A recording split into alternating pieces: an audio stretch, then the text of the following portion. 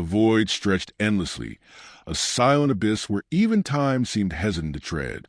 Nothing stirred in this forsaken sector of the universe, where entropy reigned supreme. There were no stars, no planets, no drifting remnants of once great civilizations. Just a vast nothingness, absolute and final. And yet, something pulsed in the dark. Aboard the Vierock, an exploration vessel of the Zirac Dominion. The crew struggled to interpret the impossible readings flashing across their consoles. "Confirmed again, Commander," said First Observer Yovan, his bioluminescent skin pulsing an uneasy shade of green. Organic matter. Oxygen-rich atmosphere. A localized energy source. Commander Refvor narrowed his amber eyes. He had traveled across galaxies, witnessed the death throes of stars, but never had he encountered anything like this. His claws tapped against the metal armrest of his command chair. This region has been abandoned for eons. No life has ever been recorded here. And yet, Yovan whispered almost reverently, something grows. The ship descended cautiously, its sensors sweeping across the anomaly. Where there should have been nothing but emptiness, an oasis thrived. Vibrant green foliage spilled across the surface of what appeared to be a floating island, as if a fragment of a lost world had refused to die. Colorful flora twisted toward an unseen sun, their leaves shifting in ways that defied logic. Water, actual shimmering water, cascaded over smooth stones into a crystal-clear pool. The air, rich with the scent of blooming vegetation, should not have existed at all. And in the center of it all, a single figure moved. The being knelt among the plants, bare hands sinking into the soil. It worked with a quiet patience, tending to the greenery with the care of a sculptor shaping their masterpiece. Despite the absurdity of the scene, there was no hesitation in its movements, no sense that it found surroundings unnatural. Refvor's voice came slowly, almost unwillingly. A human? The word carried weight. Humans were an enigma among the stars, a species that defied expectation at every turn. They had no biological enhancements like the Zirac, no hive intelligence like the Kalari, no inherent psionic abilities like the Valith. And yet, wherever they went, they endured, adapted, changed the rules of existence itself. The crew hesitated as the ship's ramp extended. The human, male, judging by the build, did not react to their arrival. He continued his work, pressing a small seed into the soil before patting the earth down with a satisfied nod. Only when Refvor's shadow stretched across the garden did he look up. His face was tan, lined by time but not weariness. His clothing was simple, a faded, dirt-streaked shirt, rugged pants, boots that had seen better days. He wiped his hands on his knees, squinting up at the towering Zirac commander as if mildly inconvenienced. "Didn't expect company," the man said. His voice was rough, weathered like old wood. Not a lot of folks pass through this way. Refvor stepped forward, eyes sweeping across the impossible garden. "Explain yourself. Who are you?" The man stood, stretching his back with a grunt. Elias Swift. He gestured at the thriving greenery around him. "Welcome to my garden." Silence stretched between them. Yovan took a cautious step forward, his tendrils twitching as he ran a scanner over the vegetation. The results were as illogical as the visual evidence. Earth-like plants, inexplicably sustained in a void where no photosynthesis should be possible. The energy signature surrounding the area was unlike anything in the ship's archives. "This is unnatural," Refvor stated, more to himself than anyone else. "This place should not exist." Swift shrugged. "And yet here it is." His casual dismissal of the impossibility unsettled the crew more than anything else. The universe adhered to laws, thermodynamics, entropy, the inevitable march toward decay. This garden defied them all. Yelvan's mandibles clicked as he studied the human with growing unease. "How did you create this?" Swift exhaled slowly, as if considering the question for the first time. "I planted a seed," he said simply. Refvor's tail flicked in irritation. "That is not an answer." "It's the only one I've got," Swift replied. His gaze drifted across the garden, taking in every vine, every petal, every drop of water clinging to the leaves. Someone had to bring life here. There was no arrogance in his tone, no claim of divine intervention or superior technology. Just a quiet certainty, a belief so deeply ingrained that it required no justification. Ref Vor had seen countless species wage war to bend the universe to their will.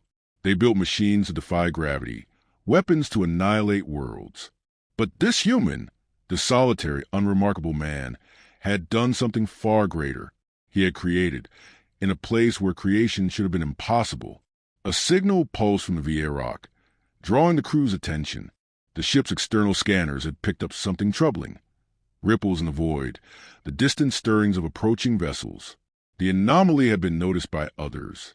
Ref Vor turned back to Swift, his expression unreadable. "Do you understand what you have done?"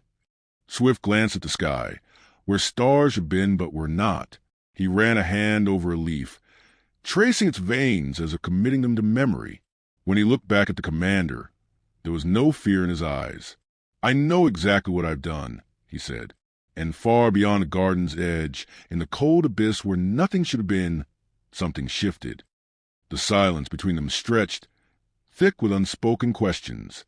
The Zirac commander stood rigid, his amber eyes locked onto Elias Swift, as if sheer scrutiny alone could unravel the mystery before him. Behind him, Yelven's tendrils flicked anxiously as he recalibrated his scanner, its readings no less baffling than before. The garden pulsed with energy that had no name, no known source. It was simply alive, an oasis of warmth in the coldest, most lifeless void in existence. Swift seemed unconcerned by their bewilderment. He knelt again, brushing his fingers over the damp soil, checking the roots of flowering vine with practiced ease. The simple motion felt sacrilegious in its normalcy, as if tending plants in a place where even time struggled to hold its shape was something that should be expected. Ref Vor exhaled sharply, a hiss escaping between his fangs. "You must understand the implications of what you've done. This garden should not be, and yet it thrives. You, a single human, claim responsibility for it. Explain." Swift didn't look up. "Already told you. I planted a seed." Yelven stepped forward, his translucent eyes narrowing. "That does not answer the question." He hesitated, his bioluminescent skin flickering uncertainly. "You are alone here. How did you transport the soil? The water? How do these plants grow without sunlight? How does the atmosphere sustain itself?" Swift finally leaned back, resting his arms on his knees. "You're thinking about it too much." His voice was calm, but there was something beneath it, an unshakable certainty, a quiet defiance of logic itself. "You see a problem because you expect one to be there. But life doesn't need permission. It just happens." Ref Vor's claws curled slightly, frustration creeping into his stance. "That is not how the universe works."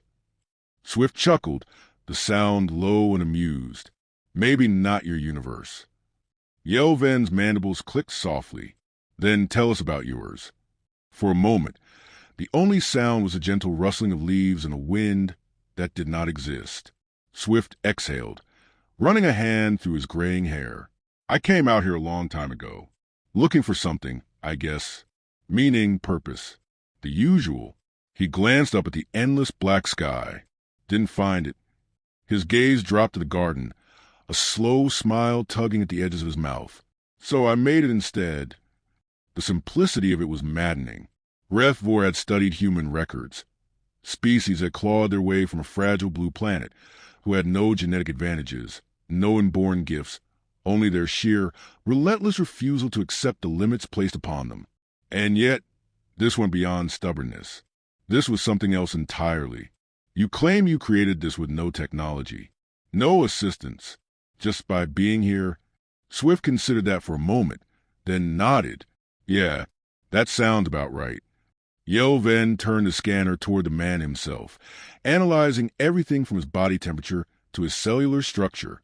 The results were distressingly ordinary. No latent psionic energy, no nanotechnology, no hidden environmental generators. He was just human, and yet the soil beneath his feet was not just soil. The water in the streams did not behave like normal water. The air did not dilute into the void beyond. "None of this should be possible," Yelven whispered. "Neither should stars," Swift countered. Refvor's tail flicked in irritation. Stars obey laws.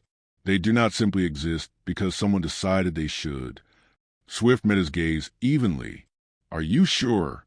The commander bristled, but before he could respond, the garden shifted. It was subtle, just a ripple, a faint hum, as if the very air had acknowledged Swift's words. A flower nearby bloomed, petals unfurling in slow, deliberate motion, revealing a core of softly glowing light. It should not have been possible. There was no sunlight, no external energy source. And yet, it happened as naturally as breathing. Yoven took a cautious step back. Commander, I know what this is. Refvor's voice was low, almost reverent. His mind raced through every possible explanation, but none sufficed. Even the most advanced civilizations struggled to create sustainable ecosystems on artificial stations. Yet here, a single human had birthed something that defied the very nature of existence. Swift sighed. You're looking for an answer that fits inside the rules you know.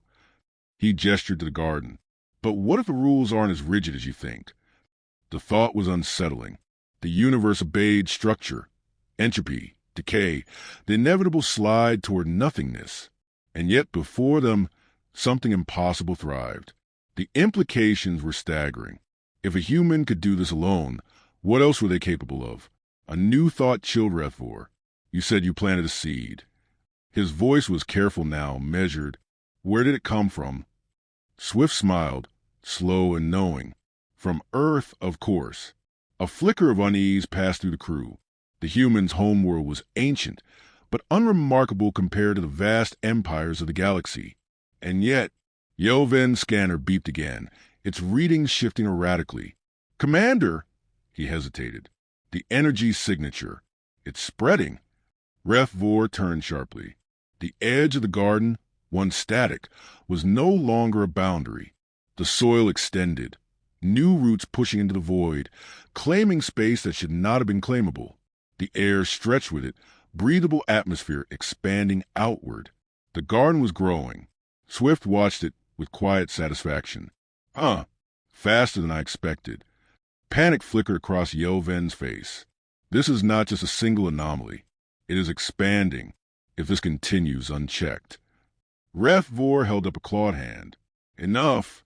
His gaze snapped back to human. Can you control it? Swift tilted his head slightly. Would you stop a river from flowing? Yes, Refvor said without hesitation. If that river threatened to flood entire worlds.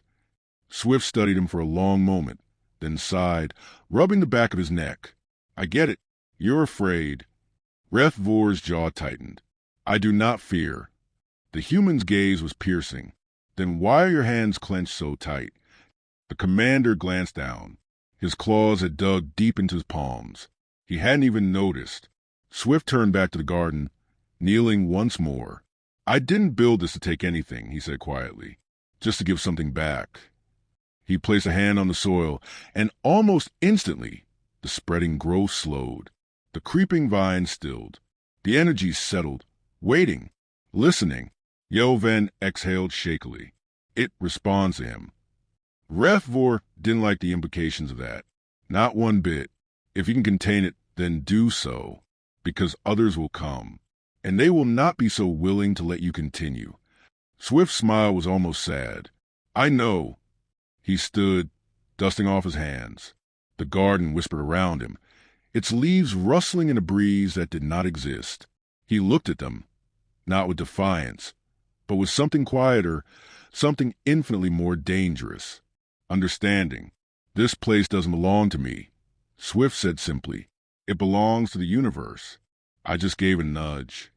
Refvor stared at him, at the impossible human who had done what no empire, no god, had ever managed.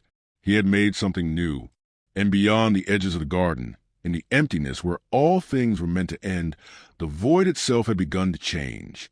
The first warship arrived within hours. It cut through the void with the precision of a predator, its dark hull absorbing what little light remained in this forgotten corner of the universe. The Vierock had sent its findings back to the Zirac Dominion, but they had not been the only ones listening. Word spread fast in the galactic spheres of power. Something impossible had been discovered at the dying edge of existence, something that should not be.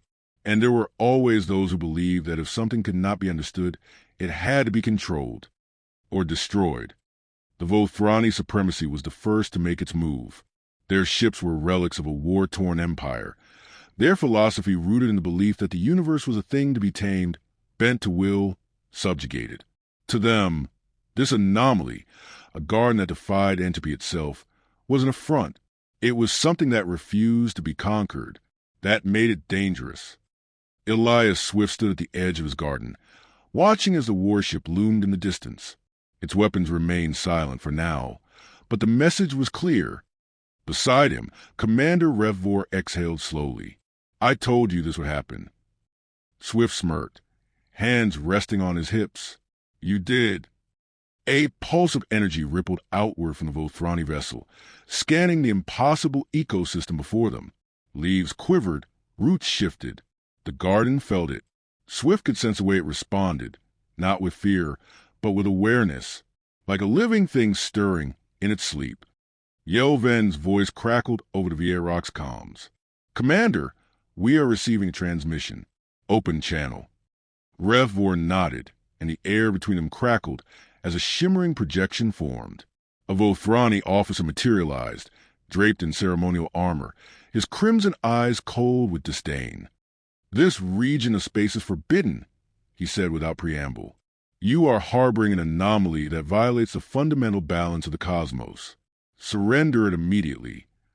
Swift snorted. "Surrender it? You make it sound like I'm hiding a bomb." The Vothrani's gaze locked onto him with something between disgust and intrigue. "You are the human," he said, as if the word itself tasted foul. "You are the origin of this corruption." Swift raised an eyebrow. "Corruption's a strong word. I prefer garden."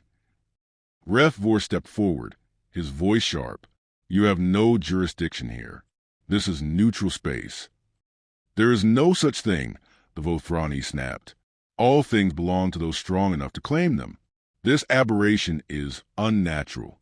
It spreads beyond its boundary, altering the very nature of reality. It must be contained." Swift tilted his head, eyes narrowing. "Contained?" The Vothrani's lips curled. "Or purged." A tense silence followed. The garden rustled, a soft ripple of movement through its leaves. Revvor's claws twitched at his sides. "If you fire upon this place, the Dominion will respond." The Vothrani commander sneered. "You misunderstand. We do not fear you, Zirac." His gaze flicked back to Swift. "We fear him." Swift let out a slow breath. "I'm just a gardener." "No." The Vothrani's expression darkened. "You are something else. Something dangerous."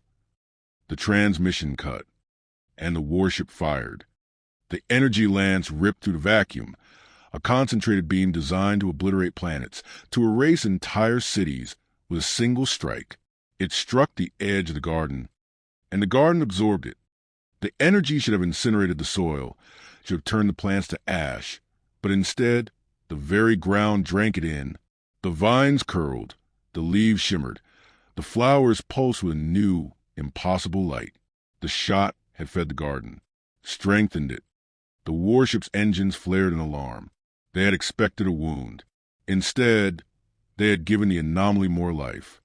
Swift sighed, rolling his shoulders. "Well, that was dumb." Revvor's eyes were wide, unblinking. Your garden..." Swift stepped forward, kneeling. He placed a palm against the soil, and instantly the plants responded.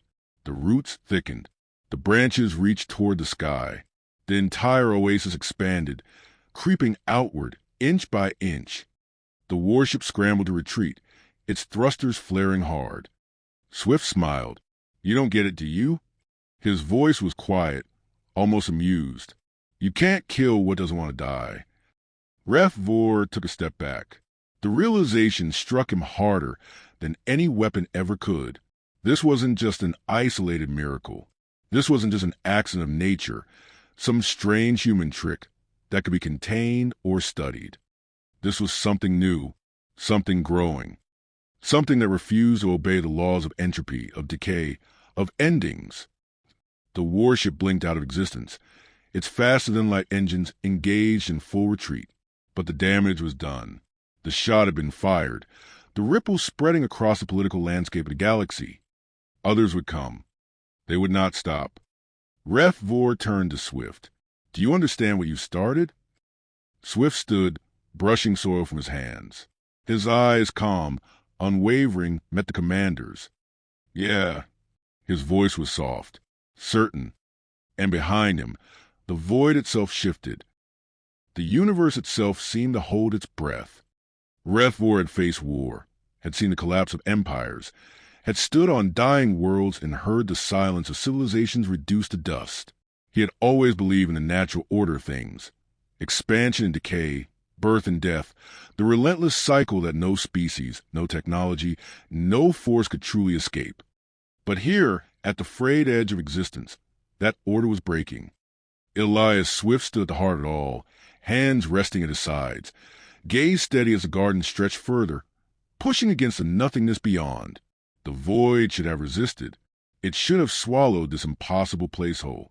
And yet, with every passing moment, life surged outward, roots drinking in the empty dark, leaves unfurling toward a sun that did not exist. The comms flared. "Commander!" Yoven's voice was tight. "The fleets are in range. We're receiving ultimatums.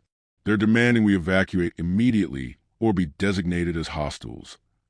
Rev Vor turned his gaze skyward, to where the warships now filled the emptiness, a vast armada encircling this tiny, impossible oasis. "They're going to attack," Rev Vor said. Swift's fingers curled into the earth. "Yeah." The first missile streaked downward, a burning spear of destruction fired not at the garden, but at him. The explosion never came. The void swallowed the destruction, transformed it, wove it into something new. The boundaries between what was and what could be blurred, and the warships that remained were no longer in control of their fates. They were adrift in a new universe. Swift smiled, not in triumph, not in arrogance, but in quiet, knowing peace. "It's okay," he said. "You don't have to be afraid." And beyond them, where the edge of existence had once been absolute, the first new star ignited,